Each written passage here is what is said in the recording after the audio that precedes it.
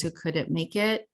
And I'll probably review the earlier information at a separate time so that people get it. I will also share the slide deck. So the purpose of the Montessori program is to encourage the development of the whole child by providing a comprehensive Montessori education to cultivate independent thinking, as well as foundational skills and the awareness of their environment, empathy for others, social ease, and confidence. So that's what we want to, that's our outcome of the Montessori program, to inspire academic excellence as well as nurturing that creativity, curiosity, and imagination. And then ultimately providing a public Montessori program as a free educational option for our families. This is my second year in the district, and I was very surprised to find we had a Montessori program. I had always heard of it as a private program. So it is very unique that we have this available, and it is our goal to keep that going and to build it and make it even better every year. So the schools and grades where we have a Montessori program, presently, we only have it at Givens Elementary School, and we have a pre-K class, a TK and kindergarten class, and then a class for grades 1 through 3, and a class for grades 4 through 6. And if you're already familiar with Montessori, you will know that they recommend multi-age classrooms. Their curriculum and their program is built around multi-age classrooms.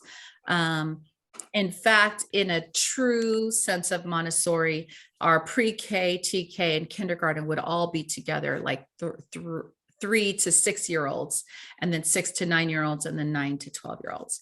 So, but this is what we have. We have 4 teachers presently, 4 classes presently. They're at Givens Elementary. For our staffing, there are 4 Montessori teachers in our district that are currently teaching Montessori. 3 of them have their Montessori certification in the appropriate grade or age span that they're teaching. And 1 of them is in progress. It's almost finished and will be done by the end of this school year. I think it's a 2-year program, and she started it during COVID, so it's been a little challenging. But yes, she does have, she has it in progress, and we're excited about the progress she's making. And we are excited that our newest hire for our TKK class was already Montessori certified when we hired her. She used to work in our preschool program, so we're very excited about that. So who's eligible to be in a Montessori class? All children in Merced City School District are eligible for the program as long as they meet the age requirements for enrollment. And I did see a question in the chat about that. The window for school of choice to request to be placed in the Montessori program this coming year is January 9th through May 5th, 2023. There will be communication going out to let you know about 2 things. One is a Montessori information night where families and their children can come and learn more about Montessori to see if that might be a fit for you and your family. And the other is a GATE information night, and that will be sent out to all of the families that their child meets the GATE criteria of 90th percentile or higher, inviting you to a GATE night as well to learn about the program and such. And that way you can make the best decision for you and your family. So that information will be coming out.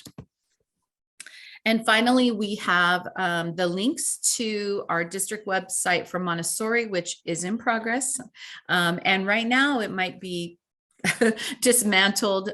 We are having internet issues in the district, and so it may be some time. I will send this slide deck out to families in case you want to access these later. And then other communication will be sent via Parent Square at the district level, but you'll probably also receive it from your child's school or child's teacher. So I want to jump into, if you have questions that you're wondering about, please put them in the chat. I'm going to take a few moments to kind of let you process the information that I've shared thus far. And then I'm going to scan the chat for any questions or information. I'm also going to pause my slide deck because I want to pull up, if I can, a communication that was already sent to me with some questions that we might be able to address as well. So I'll give you a moment to process the information I've been shooting out at you. And then also if you want to add any questions, comments, or thoughts in the chat.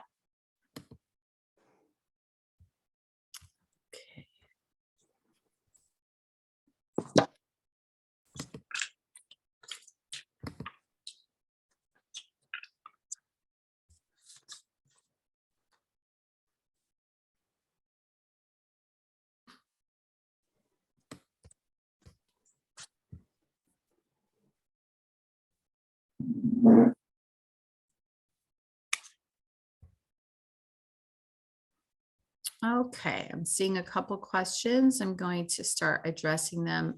Again, welcome and thank you for coming. We're glad that you were able to join us. And we do have a nice variety of folks, different programs, different grade levels, and some who are interested in learning more. And I'm really glad that you are here and were able to join us.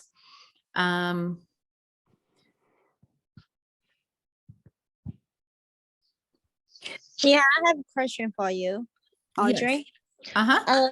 Yeah, as I emailed before, so my question is, I know some parents concerned about, the kids once then the pandemic, right? Everyone studied at home, and so that put on the Burbank list for the GATE program.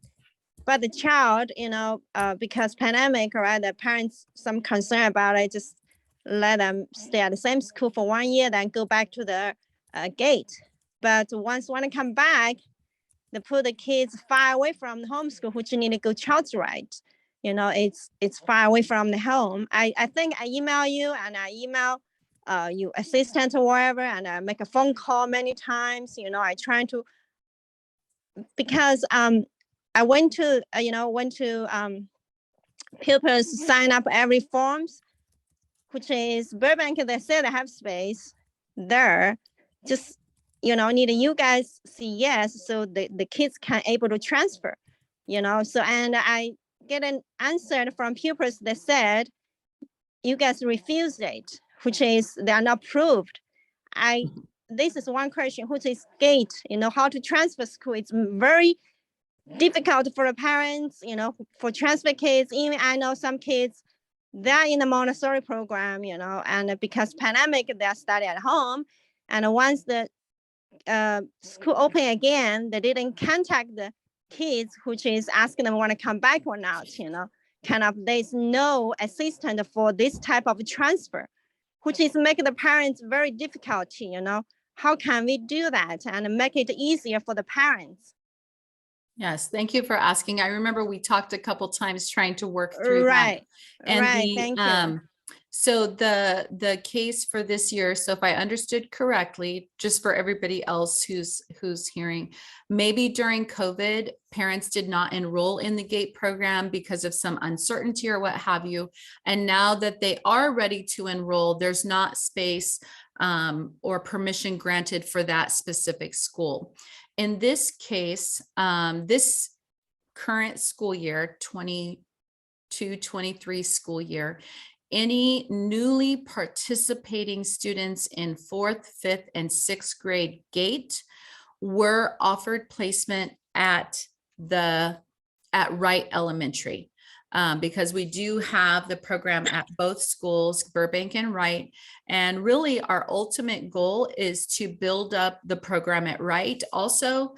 And so that we can have, my long-term goal is to have a GATE program in each region of our district. So students don't have to go so far to take advantage of the GATE program, or even Montessori for that matter. It's ideal to have one at every school, but we are limited by capacity and such. And so my ultimate goal is to have them in each region. And for that reason, we're working on building up the program at Wright. And then we're hoping to be able to build up a program at another school and then another school. So our families don't have to travel as far. And also that they would go to their regional GATE program in their 3 or 4 school area that feeds into the same middle school that they will go to one day. And so that's our ultimate goal. So if I remember correctly, those were the circumstances regarding your specific situation and question. Thank you for bringing that up. So there are a couple other questions. I think if I'm not mistaken, the first question was the age for pre-K. So our pre-K program actually does serve 2 through 4-year-olds. So our preschool at Givens is a Montessori preschool. And so the best thing to do would be to contact our preschool department, which is Clark Preschool, and talk to them about enrollment, and then they will help you through the process for pre-K. Who do we contact for information about enrollment to the Montessori program? So you should be receiving information via Parent Square this year. I believe we sent it out last year, but my goal this year for sure is to do this, is to send the application for school of choice for Montessori via Parent Square. And then you could fill it out and send it back. Also, you could obtain it from your school office after January 9th. And then additionally, you can obtain it from our pupil services department, which is located at Crookshank Middle School. And so all of these cute questions that you're asking, I'm going to type them up on a form with the answer, and I will send them out again so that everybody has the information, because I know I'm giving it to you orally and you're thinking, oh my goodness, I didn't write all that down, or what did she say? So we will be sending that out. So that's how you'll get information about the Montessori program. Also, we invite you to attend the Montessori Information Night, and we have the plans for that in the works now, and that will be in the new year. So you'll get at least a month notice so you can reserve the time so that you can get more information. So another question came up. It seemed that teacher feedback and portfolios were considered for GATE. Will this be considered in the future? And the answer to that is no. We're using the NAT3. The NAT3 is universally accessible to all students, regardless of the language they speak, the age they are, the educational experience they have or do not have, regardless of the culture they come from. And so the NAT3 is the most objective measure that we can administer at this time and that we can do universally, because we do not want to be in a position where we're making subjective decisions. And so the NAT3 is the tool that we're using so that we can ensure, A, that all students have the opportunity and access to be administered that and to be considered. And then B, that it's objective, fair, and equitable. Equity is very important to me, to our district. And so we will be using the NAT3 as the measure. Traditionally, the NAT3, it's the 95th percentile. We are using the 90th percentile. So that does give a little wiggle room for some of our scholars. And so in this case, it'll be the NAT3 only, not teacher feedback or portfolios. And then the parents get to make the final decision on that. Audrey, I have another question for you. Is the GATE program, what the difference with the regular classroom? And also Montessori and GATE, do you have the analyze of 2 different type of education, what comes better, compare both of them? Thanks. So the difference between the GATE and the regular classroom, earlier on, I mentioned it, it definitely has an academic focus. The differentiated instruction enables students to kind of go deeper, to be drivers of their learning. Some additional project-based learning where they can pursue, do research, go deeper. Whereas in a traditional classroom, there are some opportunities for that during the course of the year, but in a GATE classroom, it's intentional to provide those opportunities for students to go deeper and to pursue that.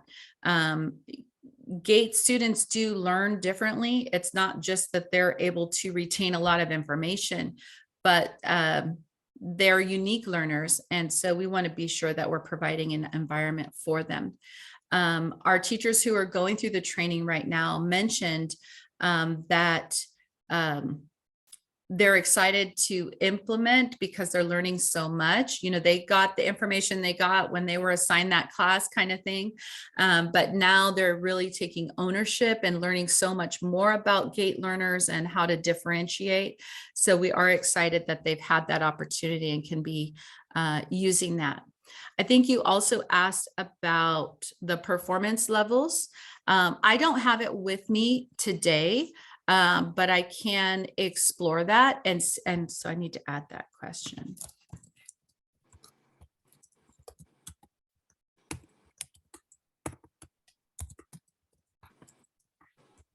So performance levels of GATE Montessori compared to general education classes. So I don't have that information, but I will explore that and see what I can find out. Thank you. Let me go back to some of these other questions. Can you talk about the curricula and teaching approaches, how they are different in GATE versus regular? Maybe some examples of how things might be taught differently. I might have touched on that a little bit. We do use the same curriculum district-wide. It's district adopted curriculum.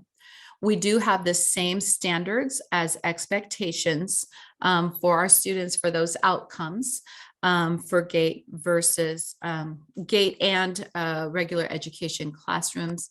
But as I mentioned, some of them, it's the style of learning, the project-based learning. Also, multi-age really fosters a lot of opportunities for students to lead, to develop, to become masters of their own learning. But as we get into this more with some of our newly trained teachers, I think we're going to see even more of that.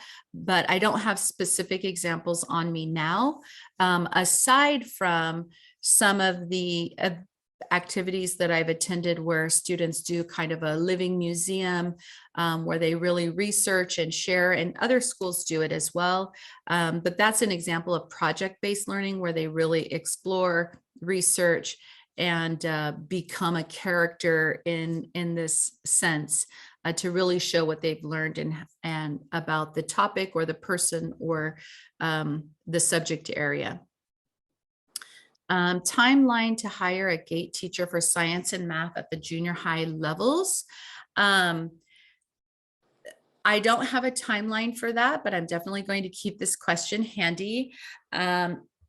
It has been traditional in the district that GATE at the middle school level, which is 7th and 8th grade, is kind of housed in the language arts and social studies core area.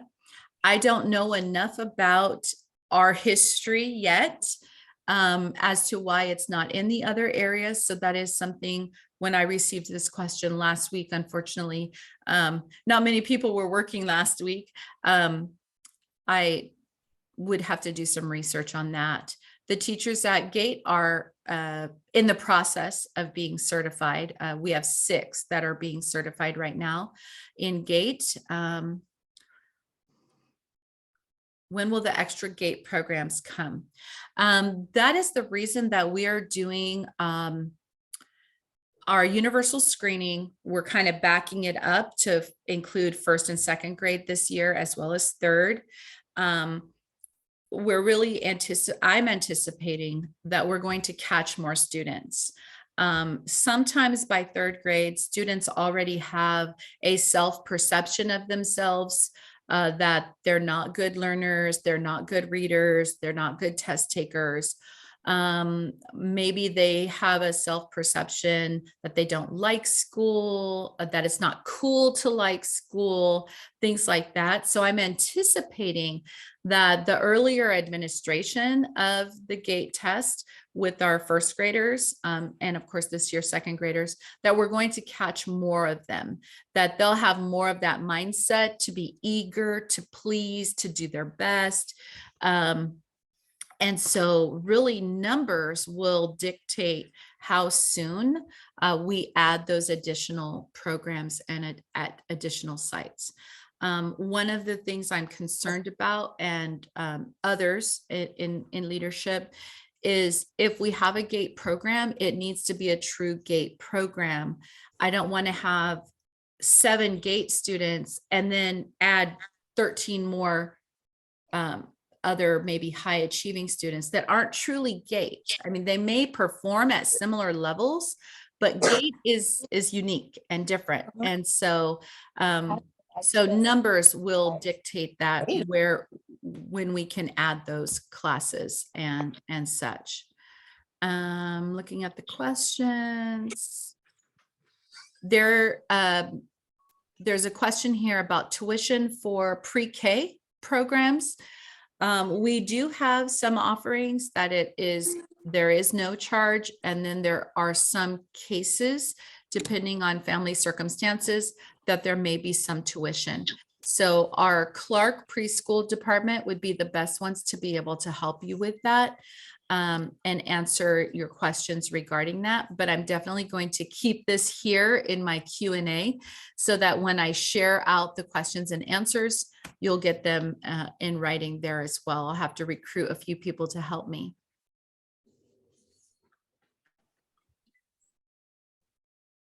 So the question asks, you mentioned another information session in the future. Will this be online like this one? And then is there an opportunity to observe a GATE classroom before enrolling? We do plan on having another information session. The information night is actually going to be in person at our STEAM Center. And so you'll be invited to that. For that, you'll see some artifacts of some of the work and learning that they're doing. And then classroom observations can be arranged with the school principals. And the only thing that I would caution is that when we're doing class observations, we're not choosing a school or a class, but just to help you understand more about the GATE program and GATE teaching and learning opportunities, because we do have to, the district, will offer you the placement at the school, because we have to balance those numbers and make sure our programs are growing. So we will have to offer you the program at the school that we have the availability and space for. So I just don't want you to say, oh, I really like this class, and then be offered another class, just because it's programming, it's not a specific class. More arts and enrichment for all, Zoom field trips to NASA, UC, etc. I think maybe you're asking if we could have more arts and enrichment. I'm not really sure. I mean, classes can do Zoom field trips. I'm not really sure specifically what you mean by that question. But feel free to chime in if I'm missing the bar. As far as the budget for both programs, it varies. And so I'd have to look into that and see if I could find out how that works. And then teachers are paid extra for teaching gate. I missed if they are officially certified.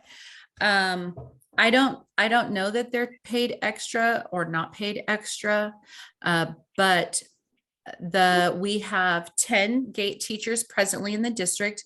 1 is fully certified. 6 are currently going through gate certification through the University of San Diego. And then we have 3 others who are interested. They just couldn't do it this year, but most likely will do it within the next 18 months. So as far as those that are gate certified. Yes, so the comment was whether or not, I know the individual teachers don't necessarily do the Zoom classes, but I was just wondering if there could be some type of encouragement district-wide so that I think we take advantage of resources for those things. So one thing that I've noticed is that we've really kind of missed field trips going to places.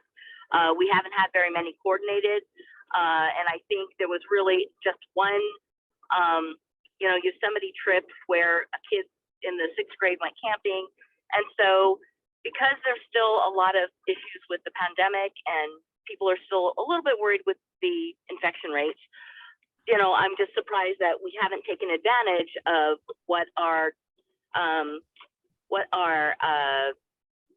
we haven't taken advantage of Zoom and other ways we can commute to take advantage of these things. And so I'm just a little bit surprised and a little bit disappointed that there are all these resources that we technically couldn't tap into, just being where we are and with the monies that we normally have in our budget. That why are we not encouraging our teachers those types of things to enhance their education of our children? So that's really where I was coming from with some of these other resources that I think are kind of simple, right? Simple, low-lying fruit that they can kind of incorporate into their curriculum that they're already teaching. And we've got a lot of UC professors that are willing to do service. And then we also have other institutions that are willing to address some of these things with schools, especially in Pasadena and Glendale. So I just thought, that why not, right? Because it's free. It just takes some effort and email, and a lot of times they'll say yes. So just throwing it out there. Thank you. Yes. Yeah. I appreciate So that clarification, and I added it in the chat so that I would be reminded later. Thanks again. I appreciate that. Susan, I see you have your hand raised. Yes, I just want to add some notes, just follow up what Pam just pointed out. What I realize is, we don't have a youth orchestra, and we actually have lots of kids want that. Some of them actually went to high school in Atwater, and they just play with the high schoolers until 9 p.m. It's really not good for them because it's at night, right, in the evening. And I know there's, people are looking for that. I saw a lot of kids in music playing violin and other instrument. They are looking around all the time. Is there a youth orchestra? So there's no in the whole entire school district. So I think that's something. I know there's also there are teachers in every middle school. I'm sure, if we put some efforts on that, we will be able to have it. I agree with you wholeheartedly. This session isn't specifically about music, but I will elaborate a little bit. I do supervise the music teachers or oversee their work, and we have work to do. And that was something I was surprised about as well, that we didn't have more music. So just this year we started with, thanks to a Merced County Foundation grant, recorders in 2nd grade. And those recorders will go with our students to 3rd grade and then 4th grade. We are reevaluating a little bit if maybe 2nd grade is a little too young for the complexities of a recorder. But our ultimate goal in this instruction is to build up our classroom music programs so that when students are eligible for 5th and 6th grade band, that they will have more students participating. And my ultimate goal is to build up that program so much that the middle school gets too big that we have to hire elementary music teachers. Because that way our middle school teachers can have strings, etc., and start expanding. That would be ideal. It can't happen overnight, but definitely we are working to build a more robust music program, and the arts are very important. And so we are hoping that we can increase that and build it. So thank you for bringing that up. Sure. Definitely. Yeah, I think especially for string instruments, some students played years, 7, 8 years, but they couldn't find anywhere to play. So Okay. I appreciate resources on that. Thank you. Thank you. I appreciate your feedback and your insights. Class size distribution for Montessori classes at Givens. For the most part, they meet our class size requirements in the primary grades. I believe the max is 24, and in the intermediate grades, the max is 34. So we strive to stay within that. If we go over, we try to provide an instructional assistant. So there's that adult to scholar ratio that's appropriate. But presently they're within the class sizes of other classes at Givens. Plan to expand Montessori beyond 6th grade. At this moment in time, there's not. To be honest, it's been challenging to staff this grade span adequately. And we just recently got that early ed teacher, the TKK teacher on board in the last month or so. And so it is very challenging to find a teacher who has a multiple subjects credential and a Montessori certification. So most likely we will have to grow them from within. That's my thought. So at this moment in time, there is not a plan to expand Montessori, but we'll definitely keep the question on there so that we know that there is some interest in that. I see that there's a follow-up question about Montessori in junior high. We could hire people from outside of the school district if you're meaning for the that have a Montessori certification. But what we are finding is the challenge of finding people who have a multiple subjects credential, which is required by state requirements and accountability measures, as well as the Montessori. In the past, there was a full gate program and resources didn't go in once retired. I'm not sure what that's referring to. If you have some clarification, feel free. I'm going to jump down to other questions. Yeah, the clarification was that, Yes. I talked to somebody who was in their 50s and they had a full GATE program where they were 25 students and they had done everything that was all GATE. Like all topics were GATE. At middle school? At the middle school level. Yep. They went all the way through from, maybe it started in 3rd grade. I'm not sure when the actual beginning was, but it went all the way through middle school. And then as I think some of the directors retired, they just never put any effort into expanding the GATE program or continuing it. So somehow between, 35 years ago compared to maybe 20, I think somehow it got whittled away.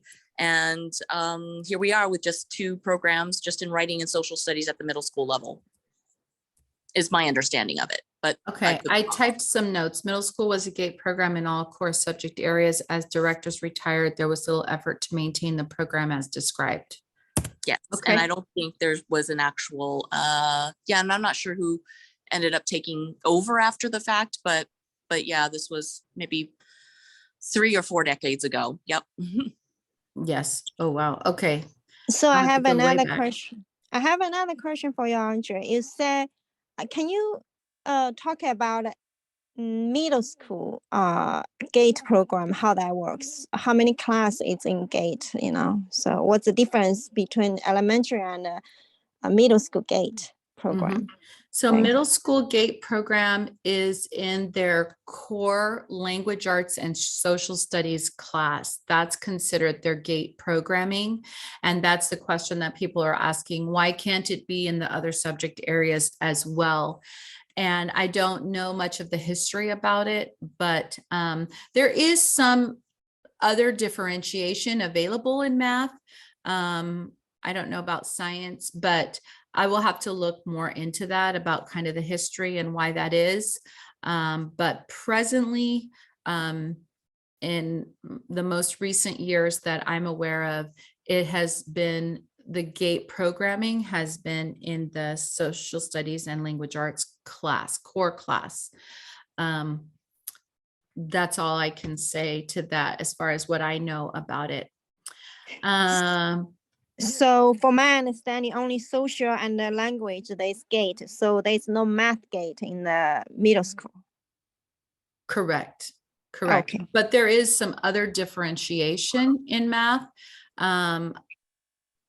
I don't have it in front of me and I don't know it well enough to try to quote it.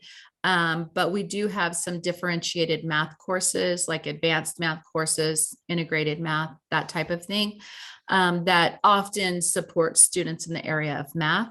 But I will get more detailed information so that when I respond, it's more specific in my written response.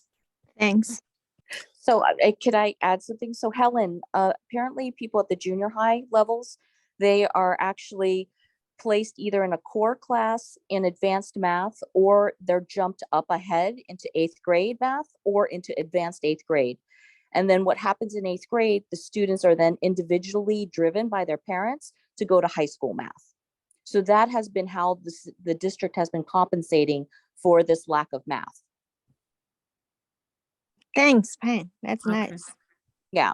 And so I you. think, right. And I think with 11,000 students, I think we've come to a turning point where I think there really is enough students to actually be in higher math that is really GATE appropriate.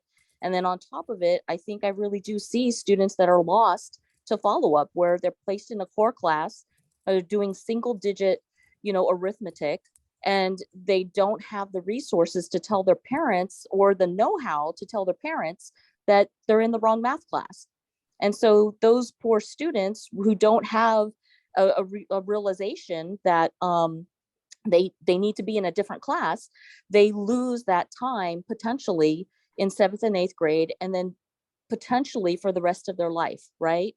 And so this is the group of students that I really want to help in our school population. And ironically, it's become an access issue when we don't have these systems in place. And so, and indirectly, I don't want to say discrimination, because it isn't quite discrimination, but we lose them, and we lose the potential for all students to kind of have this access, no matter what educational background their parents are in, or what economic background or language that their parents might start with, because they might not be familiar with the system in the United States. And I think those are, I think that's what we normally, what we have been seeing. Yeah. Yeah. Okay. And in my opinion, so my Thank apologies you. for having to butt in. Thank you. Thank you. I appreciate your clarification and your perspective and the information that you had to share. We do share common concerns about access and equity. So I definitely want you to know that. Looking through the questions, I'm looking specifically, Mr. Chickering, I see yours there. I'm looking specifically for questions about GATE or Montessori. So I'm going to skim over those for now, because they were various. No offense, just looking specifically in the last couple minutes that we have. Question about combo classes. This year at Burbank, our 2-3 classes were combined due to our numbers. And I mentioned to you about numbers earlier. But unfortunately, Mr. Kumar was expressing he wasn't notified in a timely manner. And so how do we communicate that information that it's a combo class and what that means for our students? Myself, I think multi-age classrooms are very beneficial. That's exactly why Montessori is multi-age. But definitely the communication is important, that families know what they're getting into and how that's going. I don't think we have enough time in our last few minutes to elaborate more fully on that, but I did want to kind of comment on that a little bit. And then I see some others. There was a question about Montessori expanding to a 2-grade level program.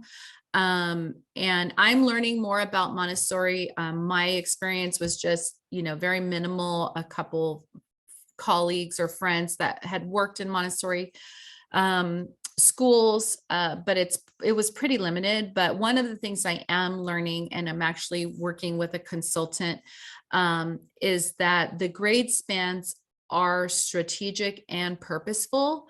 And so those age spans really should be 3 grades. So that 3-year age span, 3 to 6, 6 to 9, 9 to 12, and so on. So I don't anticipate it being a 2-grade level, because what it does is it literally shifts that teacher who's stuck in the middle. So a 3-4 teacher would be balancing 2 sets of programming based on the age of their students. But I don't know. I mean, we could see where it goes. Again, unfortunately, numbers do affect some decisions, because we have to be stewards of the finances that we have. But a true Montessori would not recommend that we be in 2 grades. They would recommend it be 3. In fact, she was saying, if you really were doing it right, you'd move that pre-K in with your others. And I will have to deal with that another day. I see there are other questions. I'm going to keep them in the chat and save them in the interest of time. I definitely want to say thank you to those of you who were able to join us today. I'm going to pull back my little slide deck to say thank you. We are really grateful. I don't know that Dr. Castro was able to make it after all, as you know, or I mentioned earlier, we're having internet issues district-wide. I'm here, Dr. Garza. Thank Oh, you you so are much. there. You did a lovely job. Welcome. I've been here. Thank you. Great. Glad you were here. So as far as next steps would be a printed Q&A. Some of the questions that you had or ideas or suggestions were things I couldn't quite respond to. And so I'll get some help with those. We will have a family gate and Montessori info nights, as well as other communications, which will be sent via Parent Square. So those are kind of my next steps as I'm looking forward. We are grateful for those of you who were able to come today and appreciate your time, value your time. Thank you so much. Our information is here if you'd like to contact us at another time. You all have a wonderful rest of the day. It was good to see you. Take care. Bye-bye. Thank you. Thank you, Audrey. And the next time, please post the passcode too, because the link without passcode, it's hard for, join the meeting. Thanks. Yeah, if I could add, yeah, the passcode thing, on the image was really, the Zoom link was so long and the passcode was difficult because you had to decipher between L and I's, capital I's and, L's. I don't know if there's a way to make the link on the JPEG clickable. Thanks. I thought it was, I tried it out a couple times on the Parent Square thing.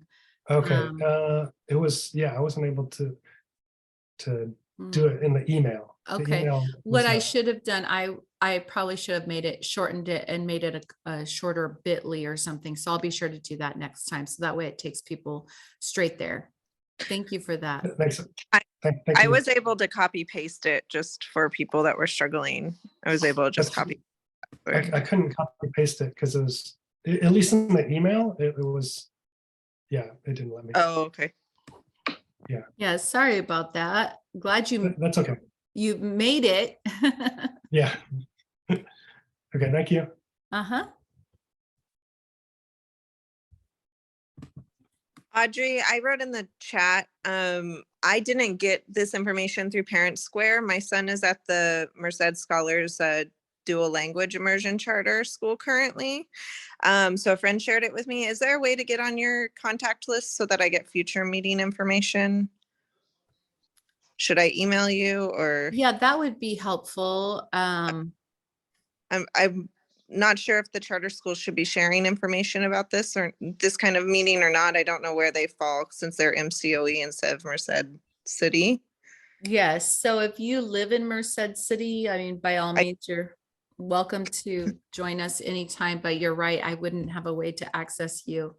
So feel Okay. free to send me an email, remind me that you're interested. Okay, perfect. Yeah, we're definitely considering moving him out of the charter and back into the city district now that we've moved to Merced. Okay. I will do that. Thank All you so right. much. Thank you. meeting. Nice to have you here today. All right, bye.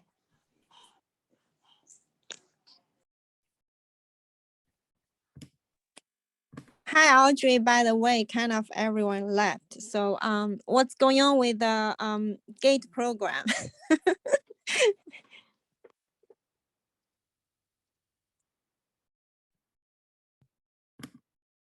Meaning, what do you mean? We just I mean, talked about the GATE so program that was- for an hour.